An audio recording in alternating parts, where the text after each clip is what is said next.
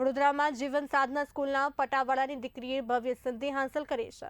કસ્તુરી પાનબંદીએ 98.40% અને 91% મેળવ્યા છે. માતા પિતાની એકની એક દીકરી કસ્તુરીની સફળતા મહેકી ઉઠી છે. પરિવાર, માતા પિતા અને દાદીની હૂંફથી કસ્તુરીએ સફળતા મેળવી છે. દીકરીએ સીએ બનવાની ઈચ્છા વ્યક્ત કરી છે. દીકરીના અભ્યાસ માટે પરિવારે તમામ પ્રકારની વ્યવસ્થા કરી હતી. જોકે હવે આગળ અભ્યાસ કરી પરિવારના સપના સાકાર કરીશ તેવું દીકરીએ પણ નિર્ધાર કર્યું છે.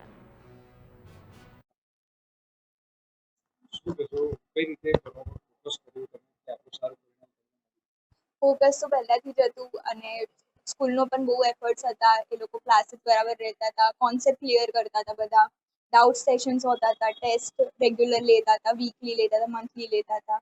પછી એનું એનાલિસિસ આપતા કે કંઈ અમે લેક કરીએ છીએ અને અમને કહેતા હતા કે કન્સિસ્ટન્ટ રહો સ્ટડીમાં, તો કંઈ બોર્ડ ટાઈમે પ્રેશર નહીં આવે તમારા.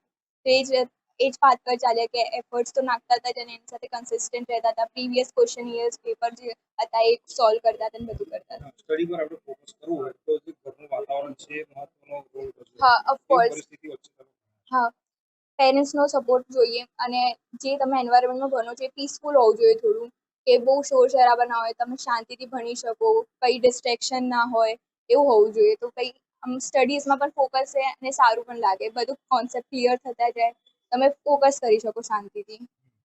પિતાની વાત કરીએ તો ઘણો સંઘર્ષ એમને એમના જીવનમાં કર્યો છે, અત્યારે પણ તમારા માટે કરી રહ્યા છે. તો એમના સપના કઈ રીતે સાકાર કરશે? બસ આવી રીતે જ ભણીને ગણીને એમના બધા સપના પૂરા કરીશું અને એમનો જે સપોર્ટ છે એના પર આમ એમને પણ પ્રાઉડ થવું જોઈએ કે હજી મેં સપોર્ટ કર્યો છે, એ મારી છોકરી અમને બધા સપના સાકાર કરી રહી છે, એવું બધું. તમારો પરિચય શું નામ તો આપી દે. મારું નામ હેમંત છે. હું એક સ્કૂલમાં પ્યુન તરીકે જોબ કરું છું. કેટલા વર્ષોથી 14-15 વર્ષથી સ્કૂલમાં જોબ કરું છું. હેમંતભાઈ, જે રીતે આપણે પરિસ્થિતિની વાત કરીએ તો દીકરીને સારું શિક્ષણ આપવું એટલે સૌથી મોટો પડકાર તમારા માટે છે, કારણ કે ઘણા દિવસ તો મહેનત કરતા હશો. આજે દીકરીએ તમારું સપનું સાકાર કર્યું છે, કેવું અનુભવી રહ્યા છો? એ મારા અંદર સપોર્ટિંગમાં એની મમ્મી બી હતી. બંને ભેગા કરીને ઉછેરી અને આજ સુધી એને કોઈ દિવસ કોઈ દબાણ કશું નહીં. તને જે કરવું એ કર, પણ ભણવામાં એટલું આગળ જ કે કોઈ સારું નહીં, કોઈની આગળ હાથ ના ફેલાવવો પડે. અમારા જેવું મજૂરી ના કરવી, બસ એ હિસાબે સપના જોઈ સાકાર. હવે આગળ શું ઈચ્છા છે, કઈ રીતે આગળ વધારશે? બસ એવું ભણે, બસ આપણે જેટલો સપોર્ટ થાય એટલું કરવા તૈયાર જ છે. અને ભણીને પોતાનું લાઈફ સુધારે. આજકાલના જમાના કરતાં એ પોતાની લાઈફ પોતે બનાવે, પોતાનો પગ કરવું જોઈએ.